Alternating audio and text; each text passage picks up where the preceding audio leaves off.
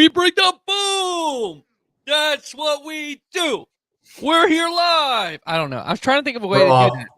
We're off to a terrible start. This is horrendous. Is that a boom or a doom? Is that a boom or a It's a big boom. Welcome on into. I was trying to get Michael Massey to do that song. He was so upset by my recommendation, he decided to screw this week off and is not here with us. So it was a sad replacement attempt. He's afraid to bring the boom. He's off eating a double chocolate chunk cookie. It's a double chunk chocolate chunk and a chicken bake. You mean a chicken bake? What a start. What a start. I mean, my favorite part about them is they're Yankees fans, so that's at least smart. All right, Caleb filling in. Caleb Barnes is here, filling in for Michael Massey. Dalton Hopkins is here, and then, of course, the sexy Davey Segal is here as well. Hey, you know what, Davey? It's good to have you on. We haven't had you on since you put on a new hat, man. You're now a pit reporter for the Cars Tour? No, that's inaccurate. I mean, a lot of people, I guess, like Trey Lyle spreading misinformation yet again. No. I can see why you would think I mean, there's a joke I could have said there, but I stopped myself.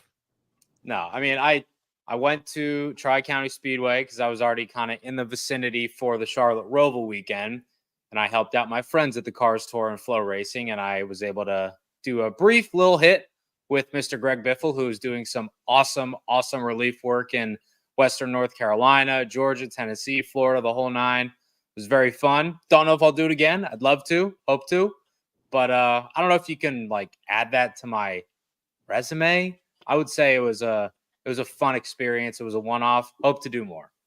Well, the other happy hour led to someone doing pit reporting, and maybe you have a better resume and maybe would be better at it than that person. I don't know. Just saying. But that's just my one man's opinion. But fun show for you.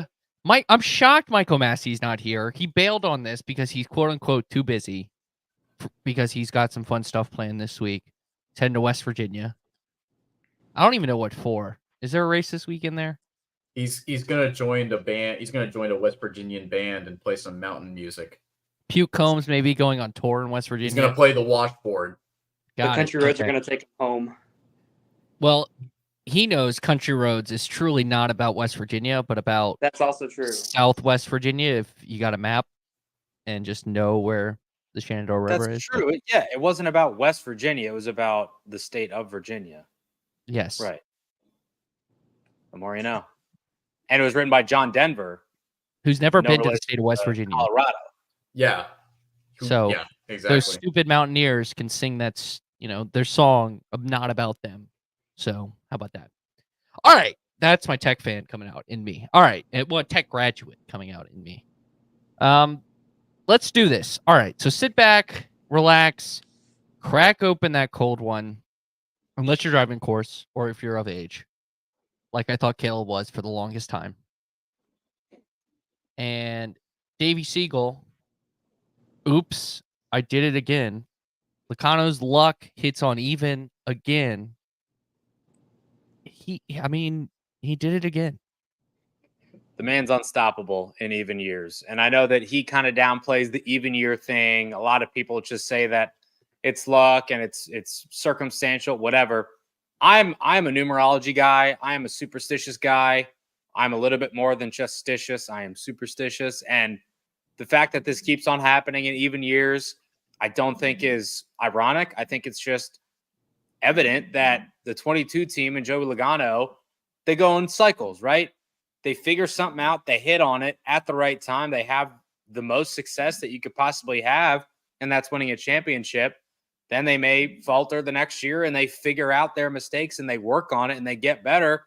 But he was out 9 days ago, whatever it is at this point.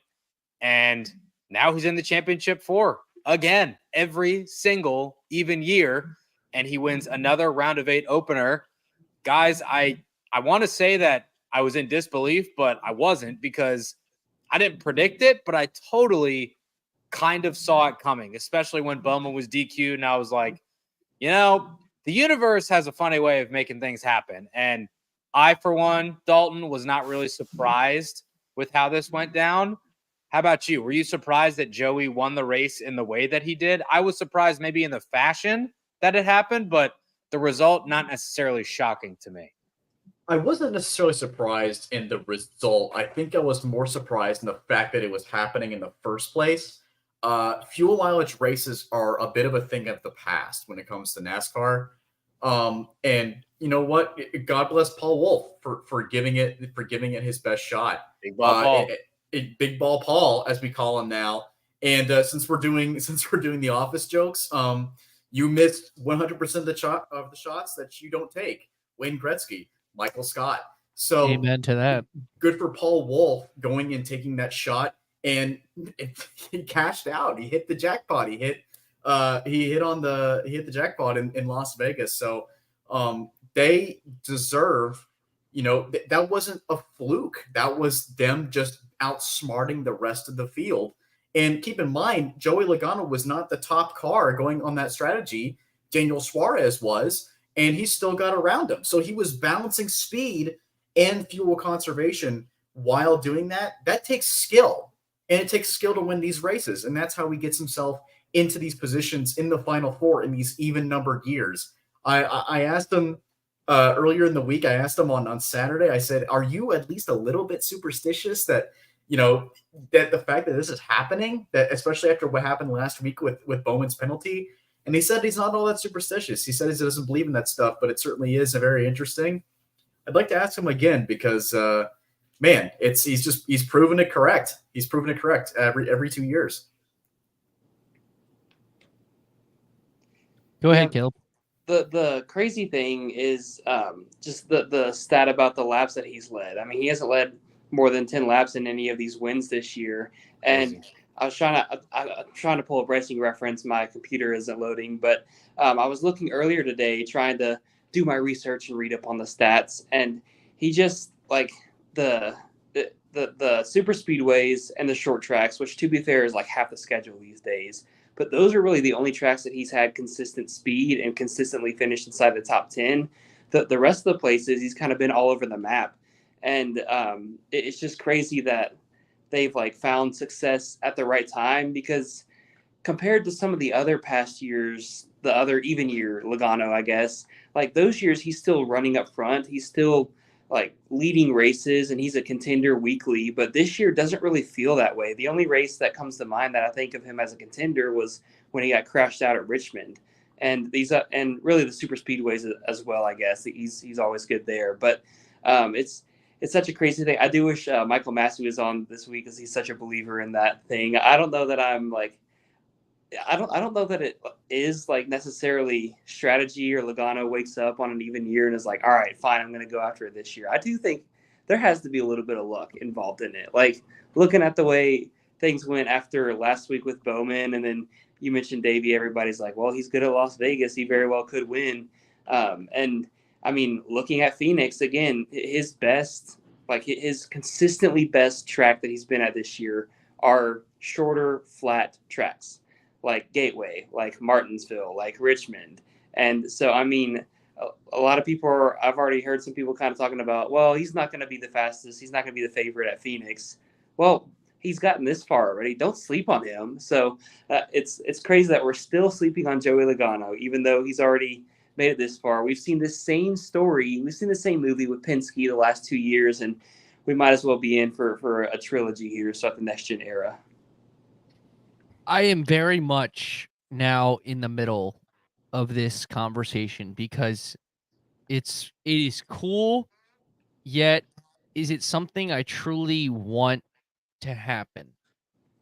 Because you go back, this format kind of breeds this, and this time I think it's more luck. Like Christopher Bell, like he needed Christopher Bell basically to get into enough traffic and his fuel tank to survive that long, which a little bit skill based, and the Alex Bowman DQ all to be in this. Like there were so many different factors. And if you go back to the fact how he got in, like the fact that, this was definitely, I think if you gave Joey Logano some true serum, he'd be like, Yes, I've gotten really lucky to get right here. Like I think he would admit that. So like if he wins the championship, which I wouldn't doubt. I jokingly texted this to Dalton and a couple of others. Well, now the 12th best car on the year, and I think I'm being light in that, is going to win the championship. And I don't know how I feel about that.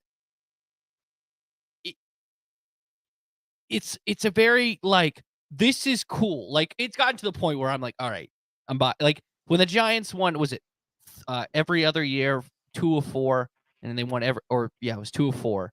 And I was like, all right, that's pretty cool. But that's not, I don't think that's the exact same because, you have to be good in the regular season. Joey Logano, frankly, wasn't that great in the regular season this year, especially for his standards, which is a 2-time champion, but a Hall of Famer. But like, if he becomes a 3-time champion, I would argue the 3 championship years might have not even been his best years in terms of consistency. And it's just going to be weird. It's going to be a weird legacy with this new format.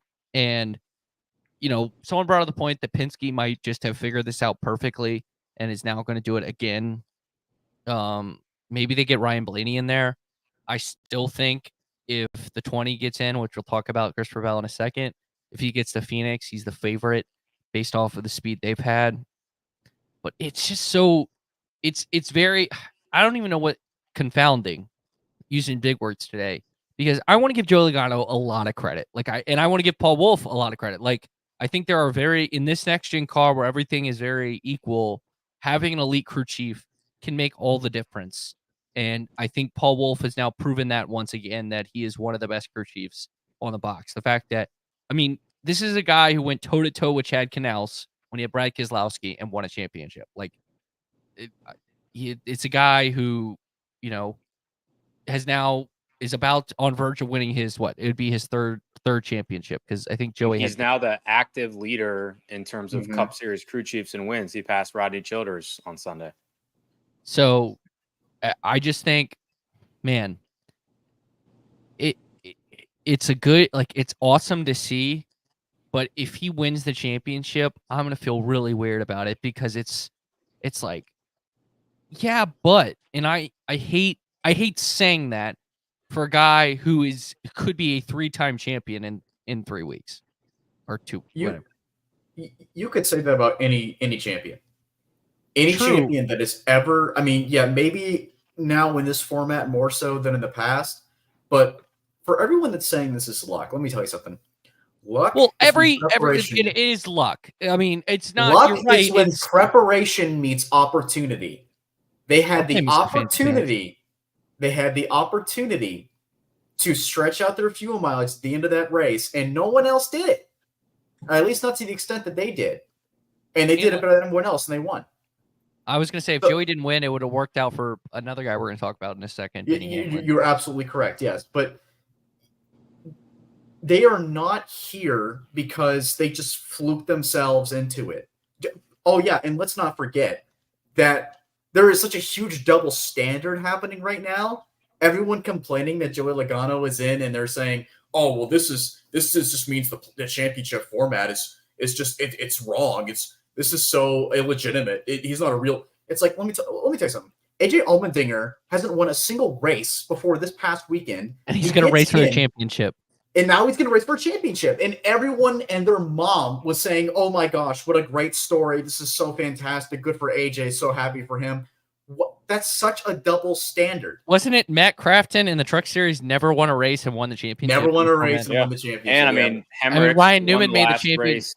Hemrick won the last race of the season in the last corner, and that's to date the only race in the National Series that he's won. Excuse me, the Xfinity Series that he's won. I would argue that year, though, Hemrick was probably one of the 4 best cars. Like, but again, like you're doing it yourself, Trey. Like, you're picking and choosing which example to use. But I'm giving him credit at least. I see your point, but what I'm saying, what Dalton's saying, what I'm sure Caleb agrees with his Long John Silver's Wi-Fi over there. Someone's is okay. It's circumstantial. Like, Joey didn't luck into getting there. Paul Wolf didn't luck into making the call. Alex Bowman didn't luck into failing minimum weight. Like, these things all happen for a reason. There's an element of luck involved in everything, obviously, but Joey's good. Paul's good. The team's good. The fuel strategy's good. The Fords get better fuel mileage than the Chevys and the Toyotas. The round sets up well for them. Like, they play the cards that they're dealt. They do it every single even year, I guess. Well, and Penske does it every year. I mean, right, especially in this format. I think the point you brought up too, Trey, about the crew chiefs is a very astute one. In an era where everything is so close and you can't manipulate anything and you can't work on this and you can't build that and yada, yada, yada, little details matter and people matter. Joey said that so many times in Victory Lane. It's like, it's the people. It's Rogers' system. It's this, it's that. Paul Wolf didn't win that he's race, a dog. but he sure as hell helped Joey be in a He position. put Joey in the spot, and win. I someone brought up Joey being one of the most clutch drivers in the sport, and I actually agree with that. No like, question. I think I'm trying to find a good compare. Like, okay, so Joey Logano is not Patrick Mahomes, but Patrick Mahomes is not playing great football right now, but he has the number 1 QBR in the fourth quarter, and the Chiefs are undefeated. So it is sort of comparable, whereas, like, you know what, 8 out of 10, like, if I have Patrick Mahomes and I need to score a touchdown to win a game, I feel pretty good about it. If I have Joey Logano and it's like 10 laps to go and he has a chance to win, I'll feel pretty good about it. And I don't think Joey's on pace to be the greatest of all time like Mahomes is, but he is one of the most clutch guys in the sport. Whereas, like, he definitely can do it. I was just gonna bring up one final point. You know, Paul Wolf being the crew. If we ranked like maybe the 5 best crew chiefs, you could argue they're all in this round. Whether it's Paul Wolf, Adam Stevens, Cliff Daniels, Rudy Fugle, Chris Gabehart. That's the 5. That's it. I mean, and they're all in. Yeah. So, and I'm just saying, like, having a great crew chief matters. That's why Spire dropped a lot of money for Rodney this year. So, all right, let's team. The team. That's why we have Tom Bowles, who's a great crew chief for us. I just want to point out one more thing. How many wins does Tyler Reddick have this year? 2. How many wins does Joey Logano have now? Dos. He has 3. But how many laps has Tyler 3. Reddick led in his wins? Yeah. Who cares? Dude, you know what I forgot to mention when Caleb mentioned some stats? Caleb stat corner. All right. I forgot to mention that. All right, let's move on. Boys. All right. Caleb, you wanted to speaking of people dominating, I think the guy who's had the best playoffs, probably had the best car on Sunday, once again fell short. Let's talk about Christopher Bell. Yeah, it's kind of crazy too when you think about the last 3 Las Vegas races. It feels like they've had different pathways and different journeys, but they've all ended the same way. Last fall, Christopher Bell running down first, the same driver actually running down first place, comes up just short. If he had another lap, probably could have won. Earlier this spring, Tyler Reddick in a Toyota running down a Chevrolet, the same Chevrolet that won last fall, Kyle Larson, comes up just short. If he had maybe a few more laps, I don't know. He wasn't that much faster like Bell was last year. And then this was completely different circumstances with the varying pit strategy. But Christopher Bell, he gets a lot of poles on these 1.5 miles, but he doesn't always dominate. Things kind of fall out of his control. He has pickery issues. But this was different, especially after a lot of the playoff guys took themselves out early. Bell looked like the guy to beat. Byron had like one run at him early in that final run, but then I guess Bell's dominating and they're ahead by however many seconds, and then they decide to opt for the pit strategy to be on the aggressor for the final kind of run, as opposed to trying to run long and risking running out of fuel. But Bell falls short again, and we saw last year when he fell short, he came up clutch the next week at Homestead. I think he was also he's been in a different situation the last few years where he's been a little bit behind the 8 ball. He's way ahead this time. So Christopher Bell falling short. Do you guys think, is he going to go out and win one of these next 2 races, or What do you guys think is going to happen with Bell? Is he going to live to regret his decision, or Adam Stevens, is he going to live to regret his decision not to try to run it long and run out the fuel tank at the end? I don't think that he needs to win one of the next two. I think that he's certainly capable. I don't know if I would put money on him doing so, but he's plus 42 right now, Caleb, to your point. Points-wise, he's in a good spot. But I think you heard his in-car radio, at least I think you guys did. And if you guys are watching or listening, if you haven't heard it, NASCAR has it on their X page. I have never in my life heard him that mad. And I think it stemmed from three main things. One, you had the dominant car and you didn't convert. Two, it happened again in the same race at the same track with the same thing on the line, and that's a ticket to Phoenix. And three, he knows he's not safe.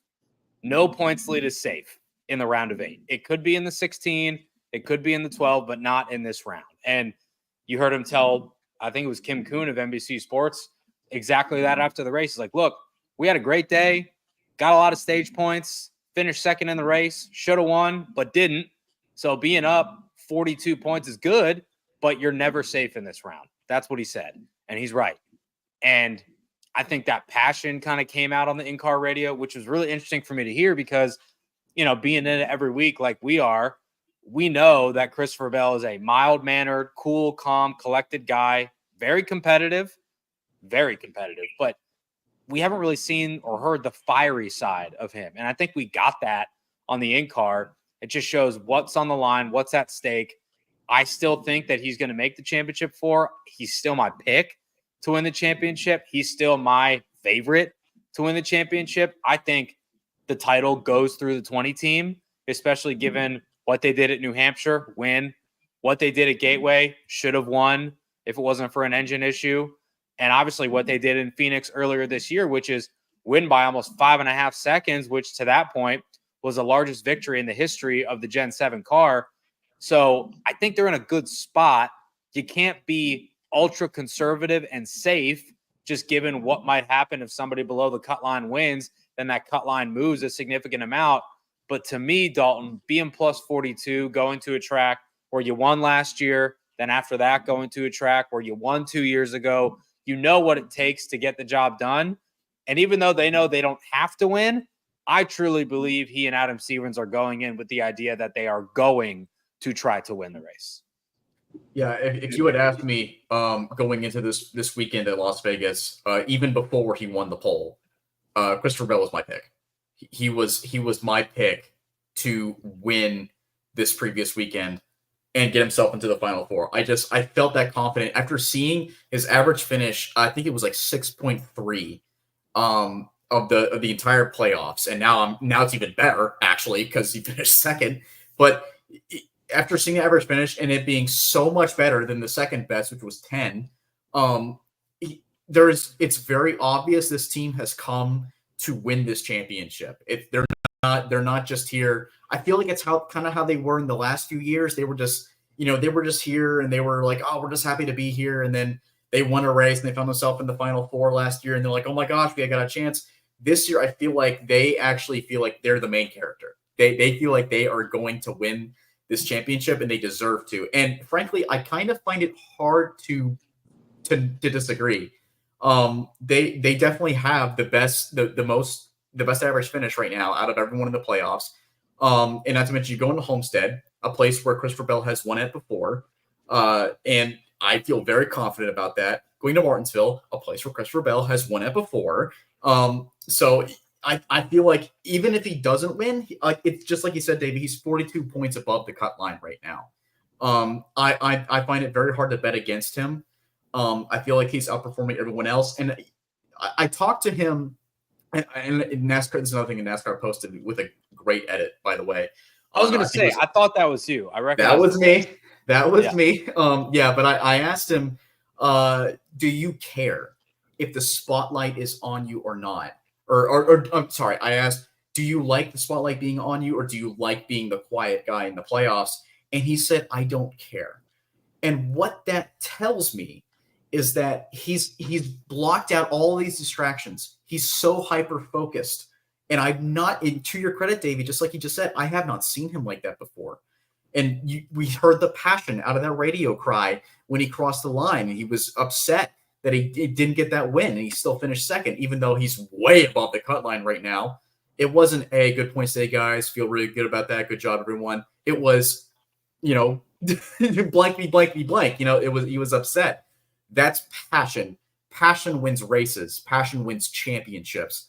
I have another pick. I made my another pick for the championship. We'll talk about him here in a few minutes. But Chris Buescher? Here's how Chris Buescher is going to get in the but I would not, if I was a betting man, I'd put some money on Christopher Bell right now. Trey, what do you think? You're a betting man. I know that. Not in NASCAR. Not in NASCAR. So let's break it down. So theoretically speaking, he's first in points. If they did like the chase format where they reset the points, he's first by I think 7 points it is to Larson.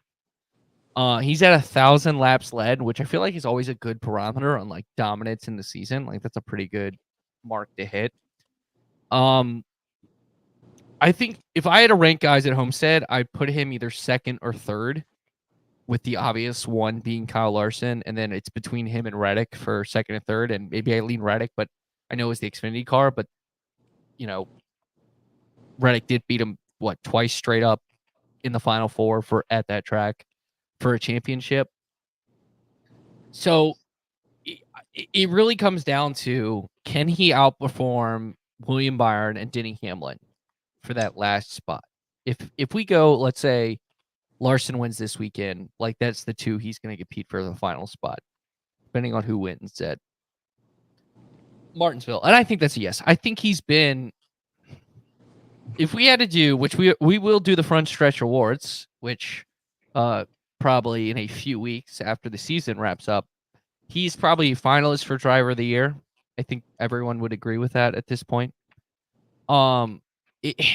It does feel like a couple of times these moments happen to him where, he just falls like 2 laps short, or he's the second guy on the right strategy. And I think eventually those are going to turn into, victories. Like realistically, if we go back, if he does two corners right are better, he probably passes Joey Logano, right? Like he was that close to him. Like he would have passed him in 2 laps. Like that's a very different variance. So he can win. He's, as you mentioned, he's won at the next 2 tracks. He's won at Phoenix. I think if he gets to Phoenix, he will win the championship.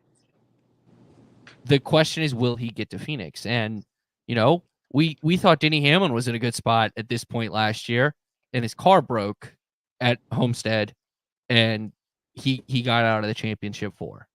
So it's safe. Just I think Davey kind of summed it up right. You're never truly safe in this format because, Joey Logano, who was the last one in the round of 8, wins, and it pushes the cut line up. So instead of being the best car in this round, you have to, or the 4th best car in this round, you have to be the 3rd best car in this round with, probably the, right now the 8 best drivers this season.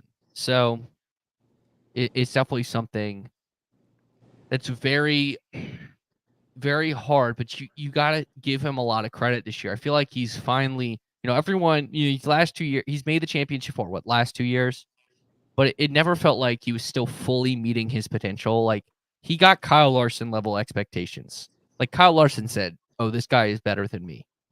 I remember that. And now I feel like this season, he is fully meeting the potential we expected from him. It was going back, I don't think Gibbs made the wrong decision. It was the reason, basically kicked Eric Jones out of a ride and put Christopher Bell in the 20 car. Ultimately, I think this year he's meeting his potential, and if he wins the championship, it's a proper crowning moment for him.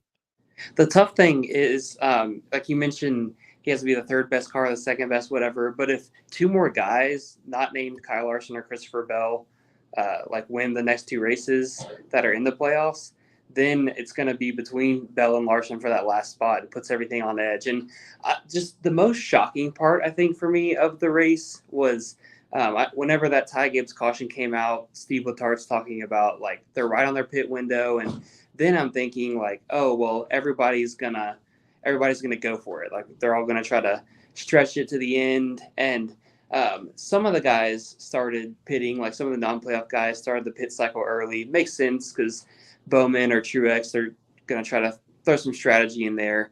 But it was just shocking to me that Bell and Byron, to an extent, those two guys on the grid before the race were like, well, like, we really need to go out and win this race just to secure our destiny. And it felt like they really didn't, like, their teams were like, oh, well, we'll just take the points day, instead of after putting all that emphasis on trying to win the race. And then they get out and they're all like, man, I wish we would have won the race. That would have made everything so easy. And it's like, well, but you guys chose points. Like, and it's the strategy side of it. Like, I mean, I love strategy racing, and it was a fantastic finish. But just the fact that their crew chiefs were like, well, if we pit now, we'll come out 16th, and that's the minimum points that we'll get. And every position that they pass on the way back through the field, that's an extra point. So their crew chiefs made that decision to go for the points.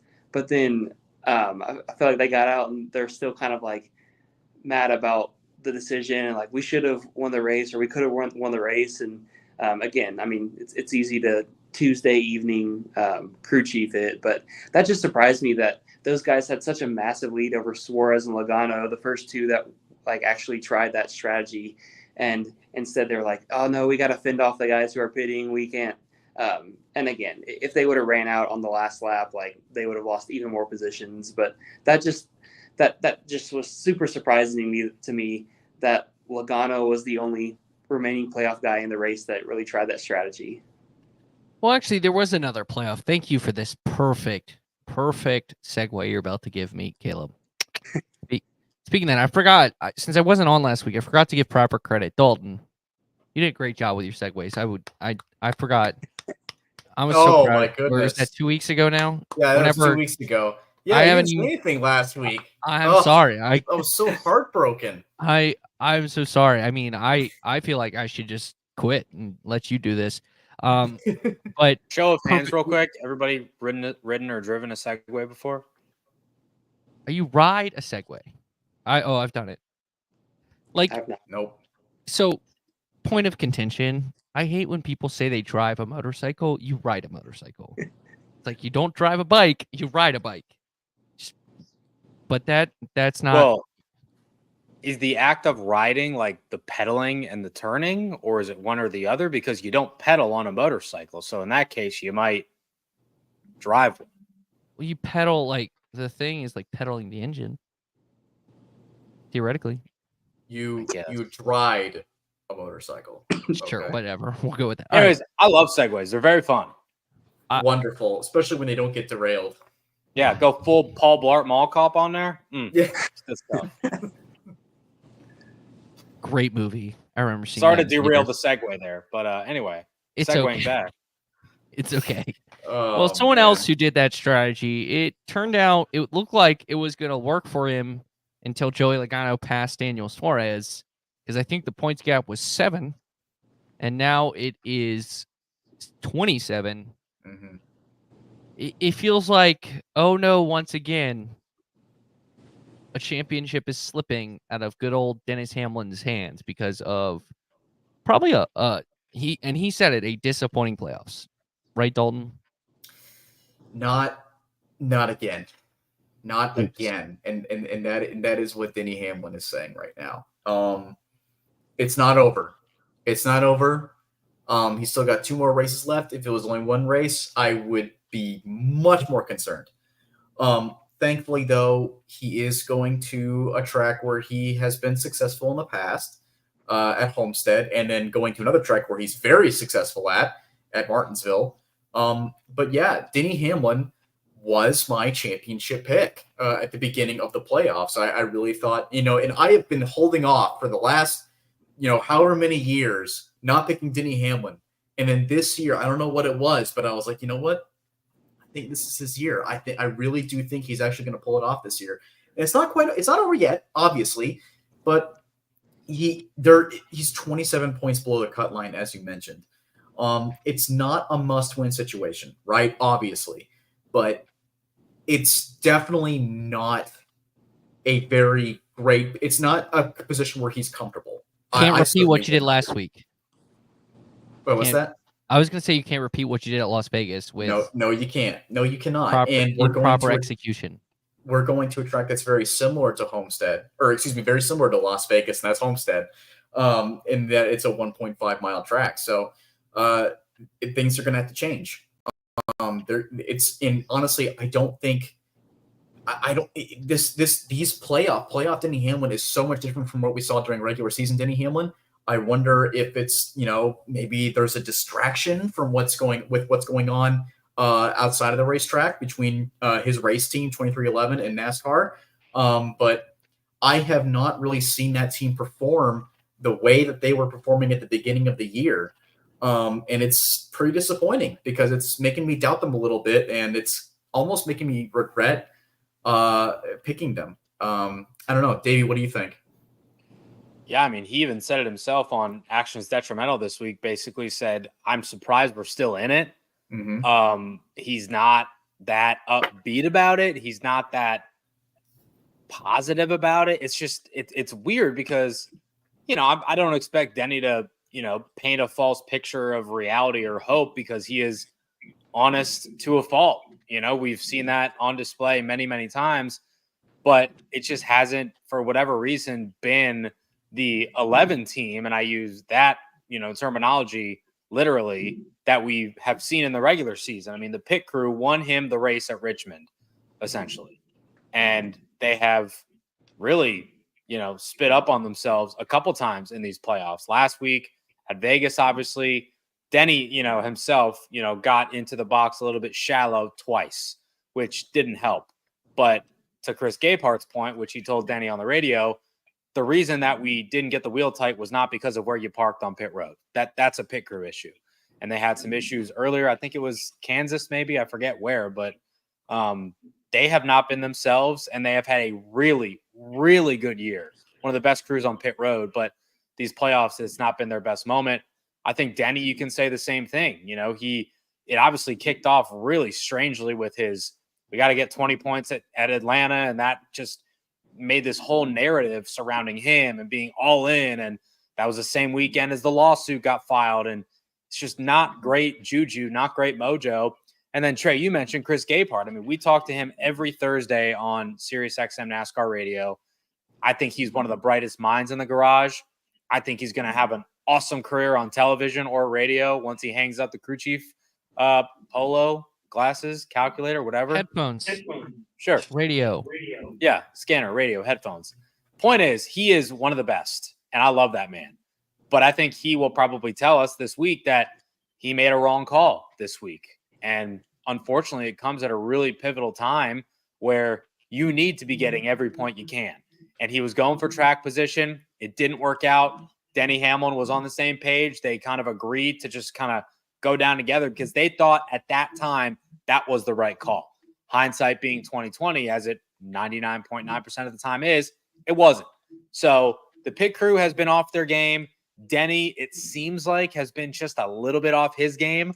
I'm not ready to say that's because of what's going on off track, but the timing is awfully fortuitous. And then Gabehart, unfortunately, this past weekend was not his best shining moment either. With that being said, Dalton, to your point, going to Homestead where he's won a lot before, finishing the top 10 2 years ago, before his crash last year where a part broke, he was running inside the top 5 and going to have a really good points day there. And then he goes to Martinsville the week after that if he's not able to win at Homestead, where it's one of his 2 home tracks maybe, and he's won so many times there. So I understand that we're kind of in a new situation right now as it pertains to the 11 team and Denny Hamlin, and 27 points below the cut line. I don't think you can look at that and say, yeah, we could probably on our way in. Let's bank on Byron or Larson or somebody else above the cut line having an issue and us jumping them. You obviously can't rely on that, Caleb. So I think in a way they have to go in one of these next 2. And I think that they are totally capable, as are the other 7 drivers, 8 if you want to throw Joey in for the next 2 weeks. I just don't know if all those three pieces to the puzzle, the crew, the driver, and the strategy, they have to be perfect every single lap, every single week. And for whatever reason, the last 7 weeks, one thing has been off, and that's unacceptable. Yeah, I think the most alarming part for me on Sunday was that free fall through the field that he had. I think it was in stage 2. That car was just going backwards in a hurry. 27th is what he fell to. Yeah, and that was the most just the shocking, uncharacteristic part for Denny Hamlin, because it wasn't like they didn't have an issue either. So I don't know that they just haven't been the same. I was looking at their stats as well, and they've had top 10 finishes in 5 of the last 9 races, which I don't know, it doesn't, depending on who you are, it doesn't sound bad. But this is Denny Hamlin. This is a guy that literally everybody expects to be competing for a win week in, week out. And maybe you can throw in Watkins Glen or the Roval. But, I mean, he just, whether it's getting caught up in somebody else's mess, or it's kind of the same thing mentioning on Joey Logano. This year, he just hasn't seemed dominant. The second half of the season, Denny Hamlin, everybody, again, is he has a chance to win every week, no matter what track we go to. But Kansas and Las Vegas are 2 of his, I would argue, stronger tracks, especially in the spring. He really didn't compete for the win all day at either of those tracks. And that's what kind of worries me about Homestead and Martinsville the next 2 weeks is, again, you hear Denny every year talk about, I love these tracks. I'm very good at these places. And I know I can go out and win and get it done. But it's almost like the opposite of Logano or whatever Penske has cooking up over there, where they're really quiet in the first half of the season. You're are they even showing up to the racetrack? Where are they at? They haven't shown any speed. And then all of a sudden something clicks, and then they get super confident in the middle of the playoffs and carry it to a championship. It's Denny, he starts out the gate really early and he's competing for a lot of wins, and people are man, he's a weekly threat. He could win anywhere we go. And then the playoffs get here, and it's almost like their tone changes. And I know last year Denny started kind of dealing with his shoulder injury. Didn't really disclose that until after the season. But it's such a weird thing. I feel like their tone changes to the point where he's trying to shield expectations and maybe have people not be as upset with him, because he's been the first driver out the last 2 years, and he might be the first one out again this year if he's not able to find a way, like you said, Davey, to find victory lanes. I think that's really his only path going forward. Yeah, so I think what it comes down to in the end is basically, if you look at last year, Homestead, I believe he had a really good car until the steering broke. Essentially, a freak thing happened and he got crashed out. And then Martinsville, he had probably the second best car on the day, and ultimately ended up, falling short to the best car on the day, which was Ryan Blaney. If he cleans up Homestead, and let's say, I think at this point with 27, he might need a win. But let's say he does, if you finish 3 spots ahead of William Byron at Homestead, in both stages and the finish, that's what? 3, 6, 9 points added or gained on him, essentially. But at that point, are you really going to try to count points in the 4 stages that you have left? Or are you just going to try to go win? I think he's going to try to go win. I think I feel weird. I feel like he's more likely to win Martinsville than he is Homestead. Because I just trust, I think relative to his competition of who's best at Martinsville, I think he's better. He's better. I would rank him higher amongst the drivers at Martinsville than the drivers at Homestead. But I wouldn't be shocked if he wins at either place, if that makes sense. I don't think he's bad at Homestead. I just think there are at least 3 guys better than him at Homestead, whereas I think he's probably the best guy at Martinsville. And something that we're not mentioning about Martinsville is a new tire that's going to be in play. And if memory serves, I believe it's the same tire that they used at Bristol earlier in the playoffs, which was allegedly the same tire that they used at Bristol in the spring, which was won by Denny Hamlin. Hamlin. So And there's an independent variable there too. unlike the night race at Bristol, this Martinsville race will probably match, because of the time of the year, the weather will probably match more of the conditions we saw at that Bristol race, with a lot of tire wear and Alex Gintz stalking the Goodyear area as they. And Byron does struggle for whatever reason at Fall Martinsville. Like, he comes out of the gate swinging, and he's won a couple of the spring Martinsville races, and then he goes there in the fall and like completely misses. So yeah, that was a very big opportunity. Well, he did, but was he the best car there in the fall? Doesn't matter. Was Joey the best car last week? Doesn't matter. That's true. That's true. Good point, Davey. You're a smart one. I was going to say, looking back at last year, that was the story. Like, he faded. He was out of the playoffs and Hamlin was in. And I think whatever strategy that Rudy Fugel mustered together got him enough spots. And I remember how exhausted he was after the race. Yeah. Because of how much work he had to do. So that's a good point by you, Caleb. All right. Final topic is a fun one. This morning, Dale Earnhardt Jr. did post this video to Twitter, so we're going to set it up by playing that. The newest member of the Budweiser racing team, Mr. Dale Earnhardt Jr. How about this kid? Checkered flag, Dale Earnhardt Jr. First time lifting up there. Pick those flags, Dale, to the high gear. Come on, Junior, come on. Hell yeah. Cold beer for everybody down here.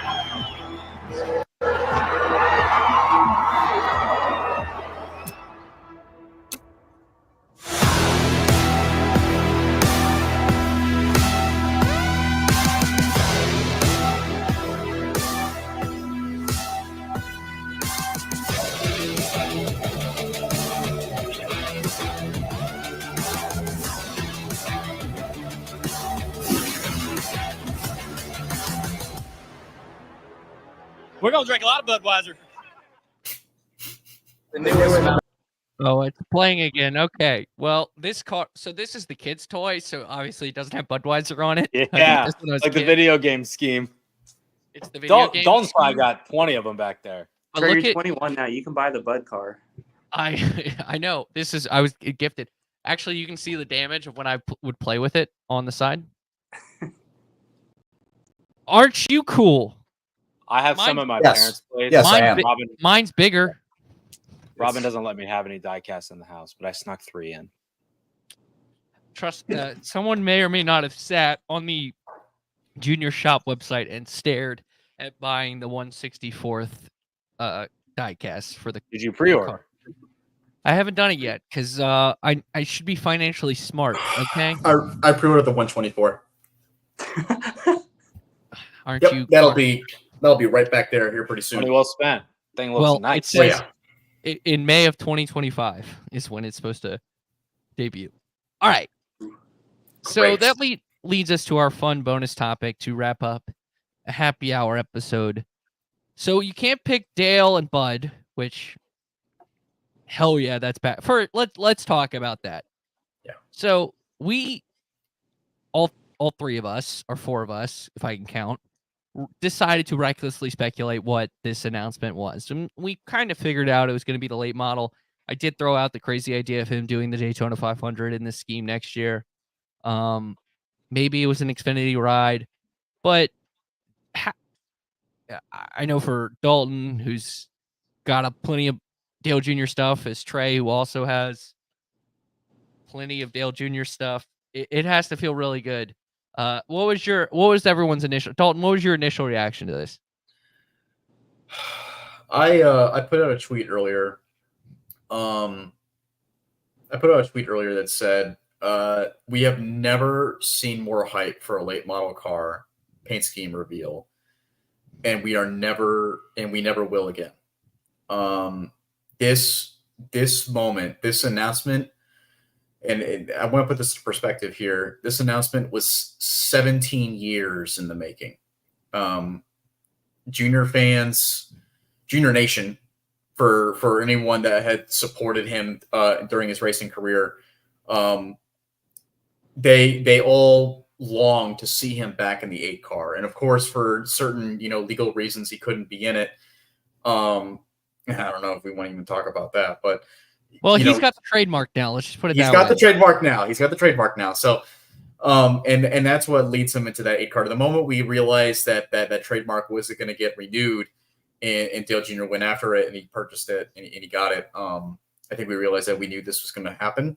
We knew this was coming, but I don't think any of us knew that Budweiser was going to jump on with it, which is so cool. I would argue it is probably one of the most iconic paint schemes in NASCAR history. I would argue top 3.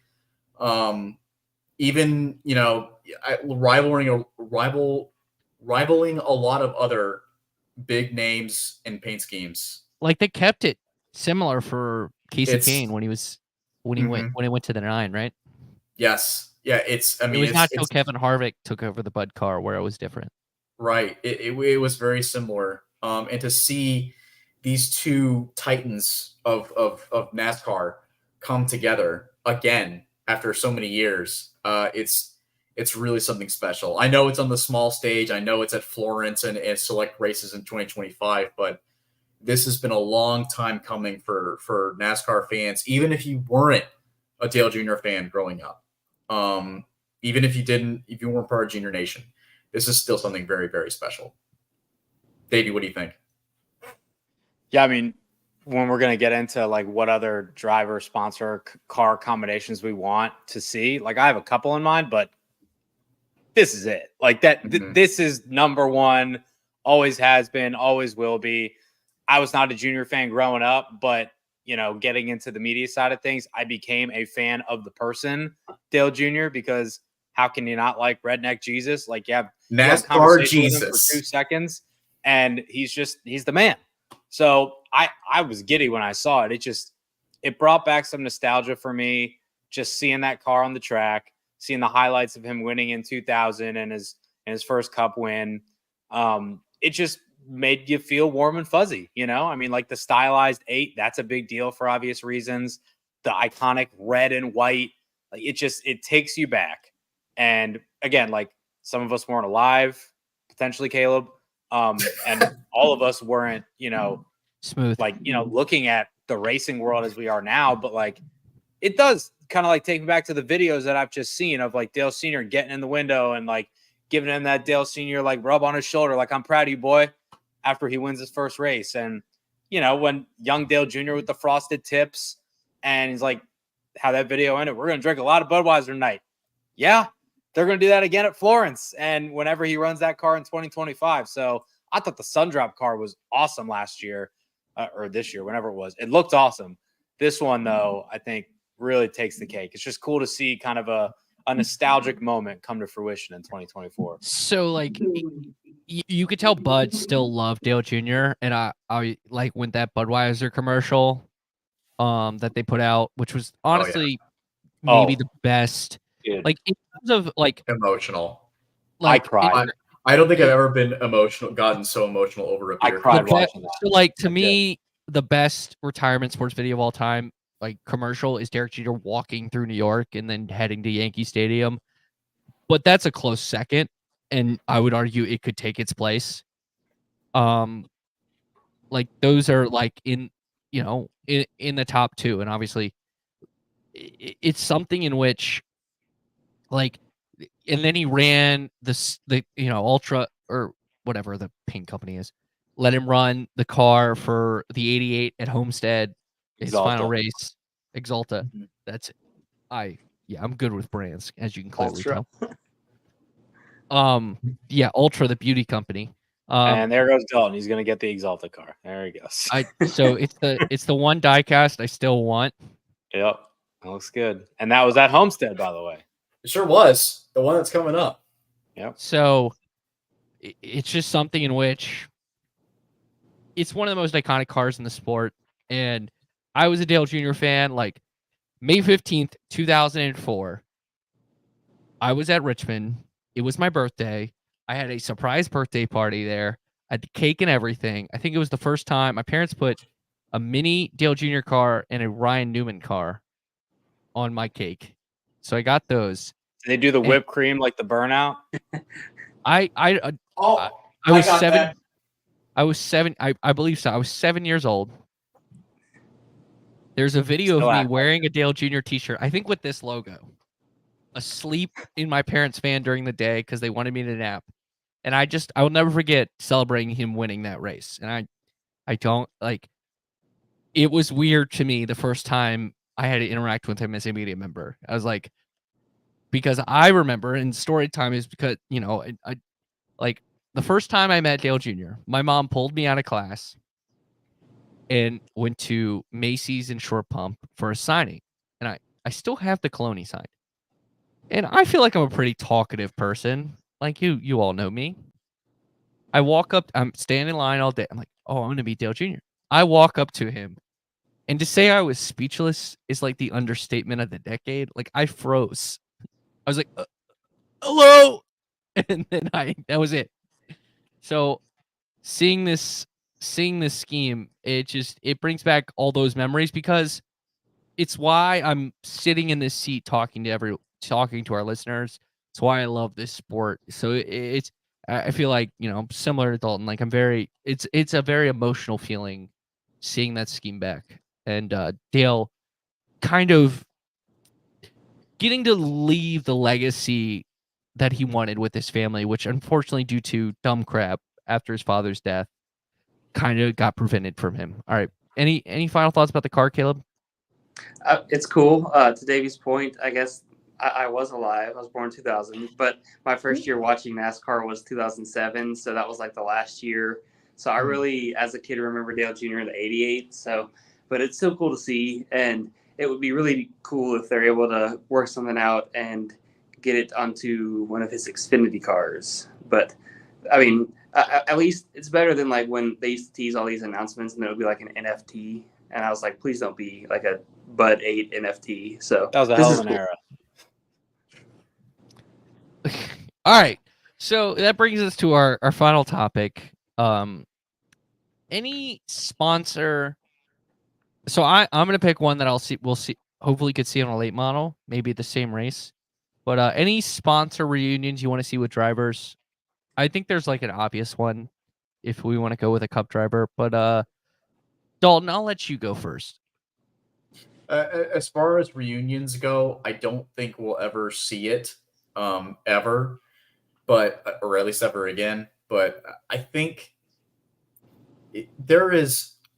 Listen, when you have your own paint color named after your last name because of the way your car looked, that is something special.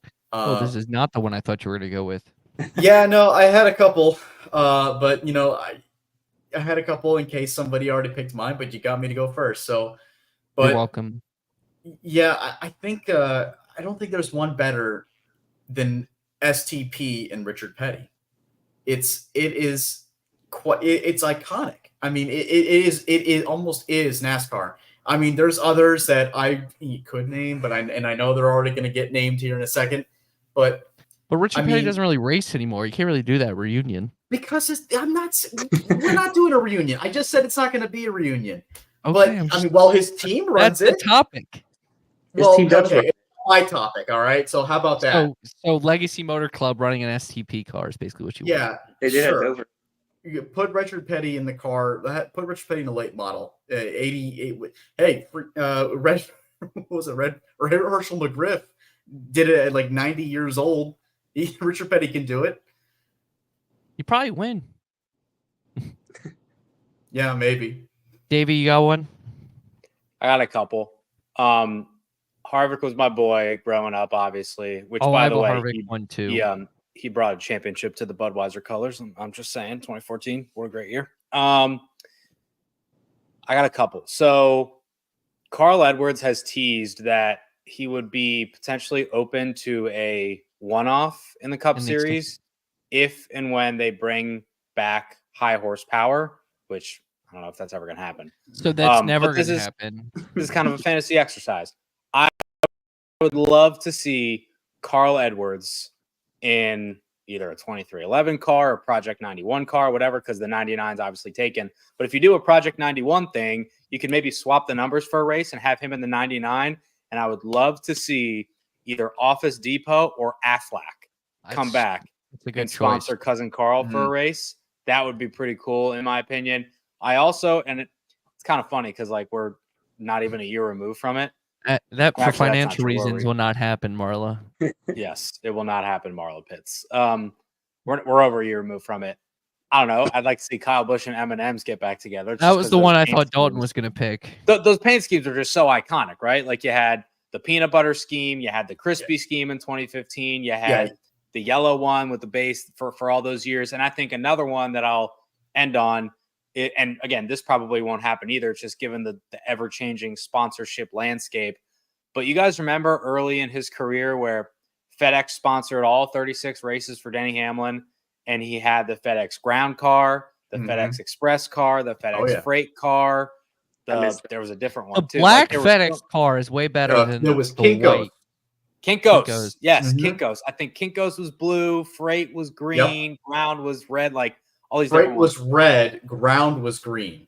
Okay. I would like to see some form of like specialization as it pertains to FedEx's sponsorship of the 11 car and Denny Hamlin. That would be pretty cool just to get some diversity in there. You know, in Pepsi terms of back and to 24. I like that, Noah. Sorry. I do like that one too, Noah. I was trying to think of like current drivers and what we could potentially see, but like Pepsi coming back to the 24, or even like DuPont. And I know Noah Sweet's done a lot of cool flame designs with Exalta and everybody on the 24. Like if Nationwide could sponsor Bowman in the 48 for like a little throwback deal, that'd be kind of cool. But yeah, the main one for me that popped up is Carl, because that Aflac car and that Office Depot car, especially in that 2011 title chase with Tony, that was really, really cool. So mine, and Kel, we'll let you go last on this one because you'll probably pick one from like 2 years ago. He wants the Long John Silver. Long John Silver's. There you go. I'm proposing that since he might be in the same race, and I know this is not the like number one sponsor that Kevin Harvick had, but it was always my favorite, and maybe it's because my favorite candy.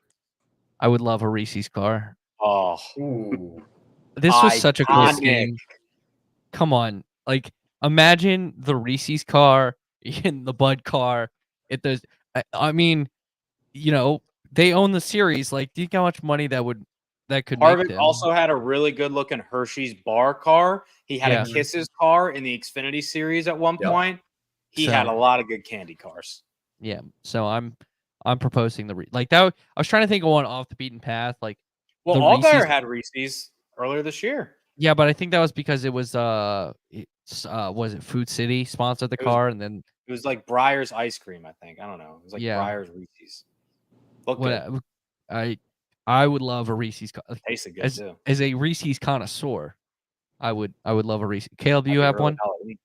Yeah, I just sat here earlier and was thinking about past driver for the current Cup drivers, Brad Keselowski and Miller Lite, or Miller Lite and the two team in honor of Michael Massey.